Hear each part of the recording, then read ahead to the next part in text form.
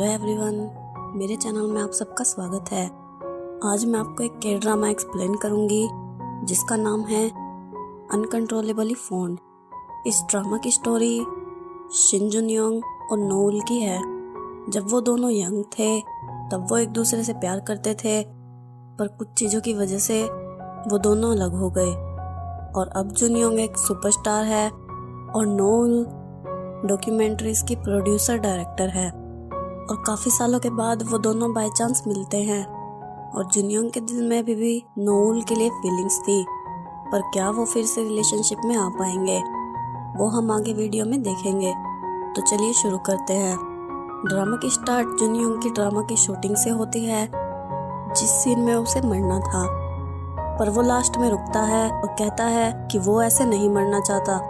और फिर वो सीधा हॉस्पिटल जाता है और तब हमें पता चलता है कि उसे ब्रेन ट्यूमर है और उसके पास सिर्फ 1 साल का वक्त है। फिर जुन योंग के पास उसके लॉयर का फोन आता है और तब हमें पता चलता है कि वो किसी लड़की को ढूंढ रहा है। वो उसके बारे में सब कुछ जानना चाहता था, उसकी एजुकेशन, उसकी मैरिज, और उसका लॉयर कहता है कि वो उसे ढूंढ लेगा। अगले दिन वो एक रेस्टोरेंट में जाता है और वहाँ खाना ऑर्डर करता है, पर वो लेडी उसे खाना देने से मना कर देती है और उसे वहाँ से जाने को कहती है। तब वो वहाँ से चला जाता है और बाद में हमें पता चलता है कि वो जुन योंग की मॉम है और दूसरी तरफ नोएल को उसकी जॉब से निकाल दिया था। और तब वो ड्रिंक करने जाती है और वहाँ जुन योंग की डॉक्यूमेंट्री की बात चल रही थी। वो बात कर रहे थे कि जुन योंग ने पहले उन्हें उस पर डॉक्यूमेंट्री बनाने के लिए हाँ की थी, पर फिर उसने उन्हें मना कर दिया। और उनकी ये बात नोएल सुन लेती है और वो उनके पास जाती है और उनसे कहती है कि वो जुन योंग से बात करेगी और वो उसका फैसला बदलवा सकती है। और वो उनसे कहती है कि अगर उसने उसे वो डॉक्यूमेंट्री के लिए मना लिया तो वो उसे उनकी प्रोडक्शन कंपनी में जॉब देंगे। अगले दिन वो जुन योंग के घर जाती है और उससे बात करने को कहती है, पर वो उससे बात नहीं करना चाहता था। तब वो अपनी डायरी में लिखती है कि वो उसका यही इंतजार करेगी जब तक वो उससे बात नहीं कर लेता। और जुन योंग अपने सीसीटीवी में उसे देखता है। फिर रात हो जाती है पर वो बाहर नहीं आता और नोएल वहाँ से चली जाती है। और अगले दिन वो फिर उसके घर जाती है। तब जुन योंग बाहर जा रहा था और तब वो उसकी कार में बैठ जाती है। और जब जुन योंग उसे कार से उतरने को कहता है तब वो उसे मना कर देती है और वो अपनी कार फुल स्पीड में चलाने लगता है।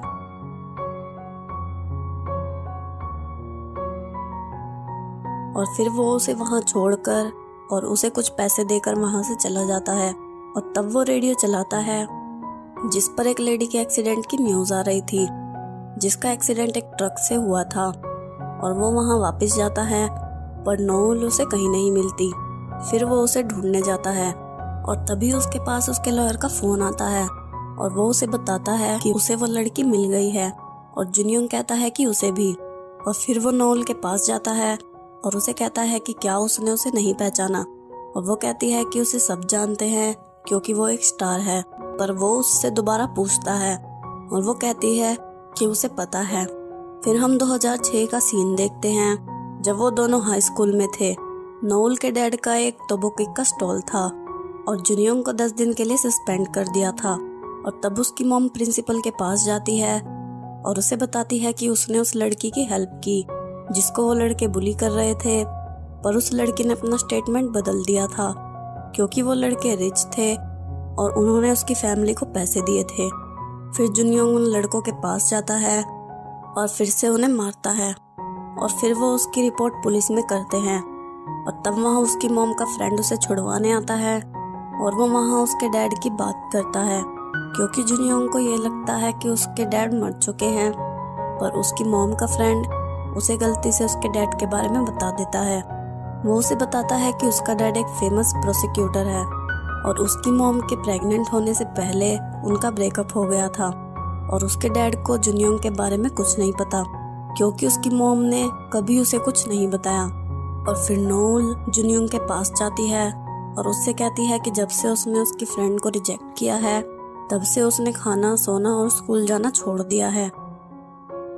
पर जुन योंग कहता है कि उसका उससे कोई लेना देना नहीं है फिर नोल उस टाइम को याद करती है जब वो जुनयोंग से उसका लव कन्फेशन करने वाली थी और वो उसके पास जाती है, पर वो देखती है कि जुनयोंग किसी और लड़की को हक कर रहा था और फिर वो अपने डैड का इंतजार करती है। पर तभी एक कार आती है और उसके डैड को हिट करती है और उस कार से एक लड़की निकलती है और वो उसके डैड को वहीं छोड़कर चली जाती है। फिर नोल अपने डैड को हॉस्पिटल ले जाती है। दूसरी तरफ उस लेडी के डैड फेमस प्रोसिक्यूटर को फोन करते हैं और उससे हेल्प मांगते हैं। क्योंकि वो उसका सीनियर है इसलिए ह्योनजुन उसकी हेल्प करता है और पुलिस स्टेशन में किसी और को भेज देता है। पर नोल उन्हें बताती है कि उसके डैड को एक लेडी ने हिट किया था और वो एक रेड कलर की स्पोर्ट्स कार थी। और अगले दिन वो प्रोसिक्यूटर से मिलने जाती है और उससे कहती है कि उसके डैड का केस अभी क्लोज नहीं हुआ है, क्योंकि जब से उसने उसके डैड के केस में इंटरफेयर किया है तब से उसका सस्पेक्ट और कार, स्टेटमेंट और प्रोसिक्यूटर भी चेंज हो गया है। दूसरी तरफ जुनयोंग ह्योनजुन से मिलता है और उसे बताता है कि वो भी उसकी तरह एक प्रोसिक्यूटर बनना चाहता है और फिर ह्योनजुन उसे एक बुक गिफ्ट करता है। पर जुनयोंग कहता है कि जब वो एग्जाम में पास हो जाएगा तब वो अपना ये गिफ्ट उससे लेकर जाएगा। कुछ दिनों के बाद नोल स्कूल जाती है और तब जुनयोंग वहाँ आता है और उसे रोकता है और वो उससे डेट करने का नाटक करता है और उसे टेडी बियर भी देता है और आई लव यू कहता है। पर ये सब वो नोल के फ्रेंड को दिखाने के लिए करता है।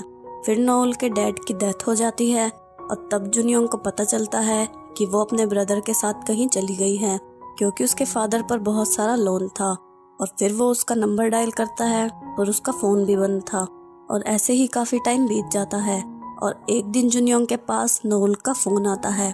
फिर हम प्रेजेंट मोमेंट देखते हैं जिसमें नोल कहती है तो क्या हुआ अगर वो उसे जानती है, क्या वो उसके लिए वो डॉक्यूमेंट्री करेगा, और वो वहां से जाने लगती है।